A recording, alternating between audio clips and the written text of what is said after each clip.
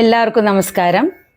നമ്മുടെ സ്തോത്ര ഭജൻസിലെ അടുത്ത എപ്പിസോഡിലേക്ക് എല്ലാവർക്കും സ്വാഗതം. നമ്മളിപ്പോൾ സ്തോത്ര ഭജൻസിലെ ആദ്യം ഗണേശ പഞ്ചരത്നം പഠിച്ചു കഴിഞ്ഞു.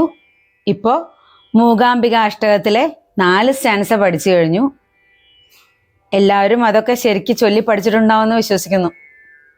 എല്ലാവർക്കും പഠിക്കാവുന്ന രീതിയിൽ ഓരോ വാക്കുകളും എല്ലാം നിർത്തി 2 പ്രാവശ്യം പാടിയാണ് ഞാൻ പറഞ്ഞു പോകുന്നത്.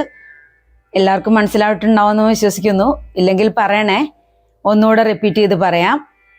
നമുക്കിനി 5ാമത്തെ സ്റ്റാൻസ പഠിക്കാം. 5ാമത്തെ സ്റ്റാൻസയിലെ വരികൾ ഇങ്ങനെയാണ്. പുനർവാക് പടുത്വാദി ഹീനാഹി മൂക.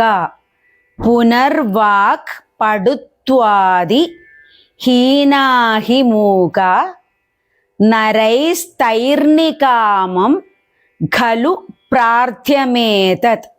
നരൈസ്തൈർനികാമം ഖലു പ്രാർത്ഥ്യമേതത്.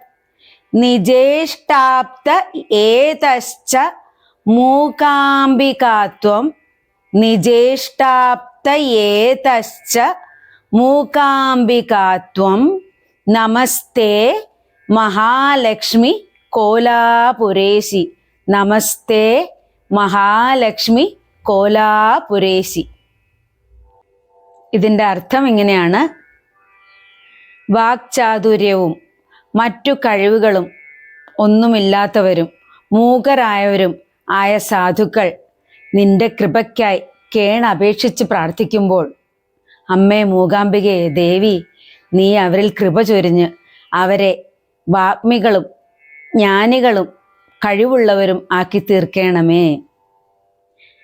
കോലാപുരത്തിൽ വാഴുന്ന മഹാലക്ഷ്മിക്ക് ഞങ്ങളുടെ നമസ്കാരം. നമുക്കിനി ഇത് ഈണത്തിൽ എങ്ങനെയാണ് ചൊല്ലുന്നതെന്ന് നോക്കാം. ഒരേ ട്യൂണാണ് എല്ലാത്തിനും, പഠിക്കാൻ എളുപ്പമാണ്. ആദ്യത്തെ പഠിച്ചാൽ തന്നെ നമുക്ക് എല്ലാം ചൊല്ലാൻ പറ്റും. പിന്നെ അക്ഷരങ്ങൾ മാത്രം പഠിച്ചാൽ മതി. പുനർവാക് പടുത്വാദി ഹീനാഹി മൂക നരൈസ്തൈർനികാമം ഖലു പ്രാർത്ഥ്യമേതത്. പുനർവാക് പടുത്വാദി ഹീനാഹി മൂക. ഒന്നുകൂടെ റിപ്പീറ്റ് ചെയ്യാം. പുനർവാക് പടുത്വാദി ഹീനാഹി മൂക നരൈസ്തൈർനികാമം ഖലു പ്രാർത്ഥ്യമേതത്. നരൈസ്തൈർനികാമം ഖലു പ്രാർത്ഥ്യമേതത്. നിജേഷ്ടാപ്തയേതശ്ച മൂകാംബികാത്വം. നിജേഷ്ടാപ്തയേതശ്ച മൂകാംബികാത്വം. നമസ്തേ മഹാലക്ഷ്മി കോലാപുരേശി. നമസ്തേ മഹാലക്ഷ്മി കോലാപുരേശി.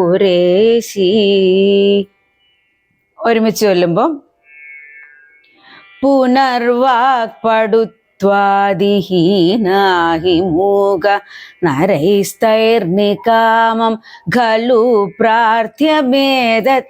നിജേഷ്ടാപ്തയേതശ്ച മൂകാംബികാത്വം. നമസ്തേ മഹാലക്ഷ്മി കോലാപുരേശി. ഒന്നുകൂടെ ചൊല്ലാം. പുനർവാക് പടുത്വാദി ഹീനാഹി മൂക നരൈസ്തൈർനികാമം ഖലു പ്രാർത്ഥ്യമേതത്. നിജേഷ്ടാപ്തയേതശ്ച മൂകാംബികാത്വം. നമസ്തേ മഹാലക്ഷ്മി കോലാപുരേശി. എല്ലാവരും ശ്രദ്ധിക്കണം. സംസ്കൃത ശബ്ദങ്ങളാണ്.